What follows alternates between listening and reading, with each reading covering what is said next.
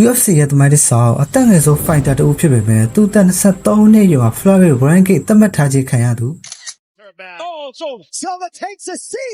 English လို့မပြောနိုင်တဲ့အားနည်းချက်တွေကြောင့်တောင်းဖို့တွေရဲ့လှောက်ပြောက်နဲ့ချစ်မှုတွေကိုခံခဲ့ရတဲ့သူ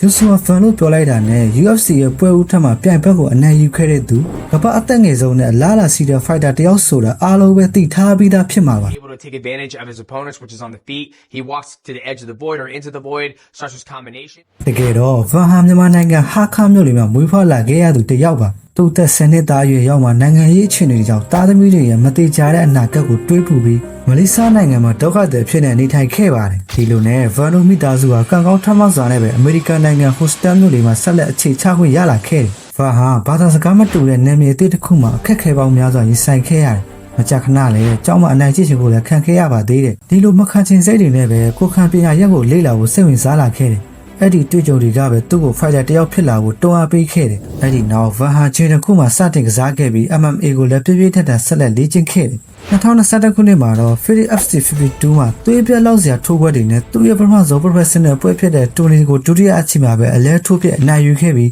နိုင်ပွဲပေါင်းများစွာနဲ့အတူအောင်မြင်မှုတွေစတင်ရရှိလာခဲ့တယ်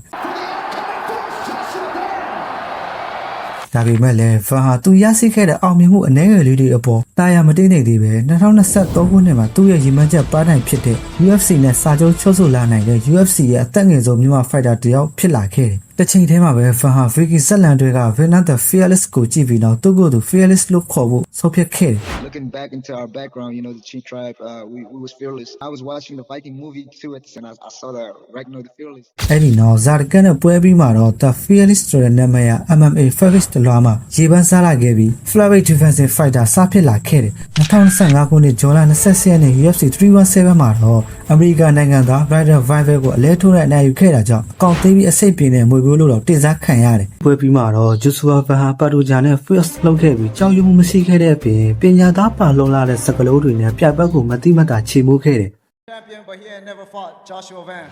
ဟာခါမှာ Houston ထိခက်ခဲတဲ့ခီးတစ်ခုကိုရင်ဆိုင်ခဲ့တဲ့ Joshua ဟာယခုချိန်မှာတော့ UFC ကပတ်ကိုမြန်မာလူမျိုးအနေနဲ့ရရှိဖို့ပြင်ဆင်နေပါပြီ။ Refugee ဘွားကနေ UFC ရဲ့အမြင့်ဆုံးထိရောက်ဖို့စူးစမ်းနေတဲ့ Van ရဲ့အောင်မြင်မှုဟာမြန်မာနိုင်ငံအတွက်ဂုဏ်စရာတစ်ခုဖြစ်လာခဲ့တယ် I feel great, man. It's having my whole country behind me. It's just, you know what I mean? On my back is amazing. It's great. လက်ရှိချိန်မှာတော့ Joshua Van ဟာနိုင်ငံကောစား MMA ကစားသမားတစ်ယောက်ဖြစ်ချီရတဲ့မိသားစုနဲ့အတူဘွားကိုကော်ယူစာဖျက်ဆီးနိုင်ခဲ့ပြီဖြစ်ပါတယ်ငါဘလို့ချီးပြင်းခဲ့တယ်လဲဆိုတဲ့အတွေးမှစုံမျိုးနေပဲငါဘလို့အောင်မြင်အောင်ဆက်သေးရမလဲဆိုတာတွေးပါတခါတည်းရမှာကြောက်စရာကောင်းတဲ့အရာတွေကအကြောင်းပြချက်တစ်ခုလည်းဖြစ်နိုင်